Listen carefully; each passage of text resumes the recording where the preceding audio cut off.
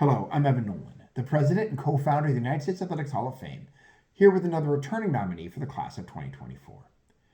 Born July 26, 1956 in Chicago, Illinois, Dorothy Stewart Hamill not only would win Olympic gold, she'd win American hearts and would return from her Olympic triumph pretty much as America's sporting sweetheart. Now, right after she was born, her family would move from Chicago, and she'd actually grow up in Greenwich, Connecticut, learned to skate on the pond behind her grandparents' house around the age of 8 years old or so. The next year, she start taking skating very, very seriously, waking up at 4:30 in the morning and training with two incredible private tutors. Actually, Sonia Henny's former coach, Otto Gold, and Dick Button's former coach, Gustav Lucy. Now, by the time she was 12, her skating had taken up so much of her time, she actually switched schools to a place where she had a flexible tutoring schedule to accommodate her skating time.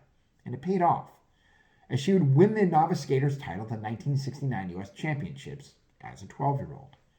At 13, she'd finished second in the 1970 U.S. Amateurs and would make her senior debut in 1972, finishing seventh in the World Championships and fourth in the U.S. Championships, but winning both the Nebelhorn and St. Gervais meets that year. With the backing of the U.S. Skating Federation, she'd actually leave those two very famous coaches, take up with another very famous coach, the legendary Carlo Fossi, who's actually nominee for Hall of Fame on the coach's side this year. The next year, she'd make steady improvement and would finish fourth in the Worlds and second in the U.S. Championships, which would set up the three best years of her career. In 1974, as a 17-year-old, she finished second in the Worlds, and she'd pick up her first U.S. Championship gold.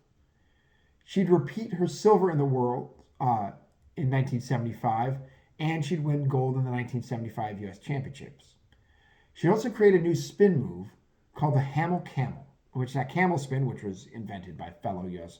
Hall of Fame nominee Dick Button, would transition into a sit spin, which is a staple of competitions this day.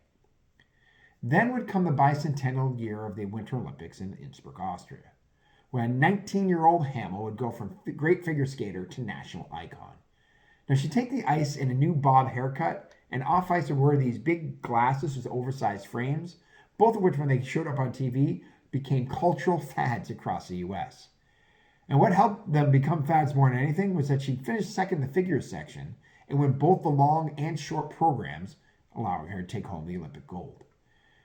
Now, she'd stay in Europe to compete in 1976 World Championships in Gothenburg, Sweden, and would win the gold there as well, only to return to the U.S. and find an outpouring of affection from the U.S. public that the generally shy Hamill had trouble dealing with at first.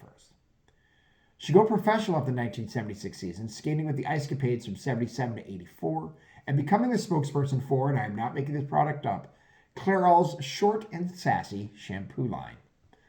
Hamill was actually so popular in this country that in 1993, the Associated Press had her in a statistical tie with fellow United States Athletics Hall of Fame nominee Mary Lou Retton as the most popular athlete in the country, ahead of Michael Jordan, Muhammad Ali, and over 800 other nominees.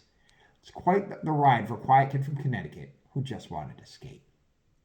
Now, you can vote for Dorothy Hamill or any of our other nominees for the United States Athletics Hall of Fame at www.theusahof.com. That's the United States Athletics Hall of Fame.com.